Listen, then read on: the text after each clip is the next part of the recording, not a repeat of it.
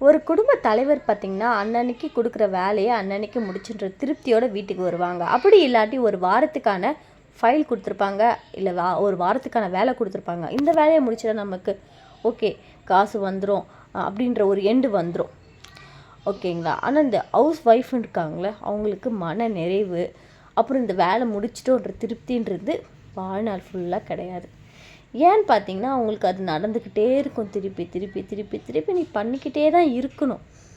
ஏன்னு பார்த்தீங்கன்னா ஒரு விஷயமும் அவங்க என்னென்ன பண்ணணும், பிரேக்ஃபாஸ்ட் என்ன பண்ணணும், லன்ச் என்ன பண்ணணும், டின்னருக்கு என்ன கொடுக்கணும், இந்த இடத்துல இதை க்ளீன் பண்ணணும், அந்த இடத்துல இதை க்ளீன் பண்ணணும், இதை எடுத்துகிட்டு போய் அங்கே வைக்கணும், அதை எடுத்துகிட்டு போய் இங்கே வைக்கணும், இது எங்கே இருக்குது, அது எங்கே இருக்குது, அம்மா எனக்கு இது வேணும், அம்மா எனக்கு அது வேணும் அப்படின்ற எல்லாரோட ஃபில்ஃபிலும் நம்ம கையில் இருக்கும்போது நமக்கு எதுவுமே மனசில் விடாது. அவங்களுக்கு என்ன தேவைன்றது பண்ணுறதுலேயே நம்ம வாழ்க்கை ஓடிடும்.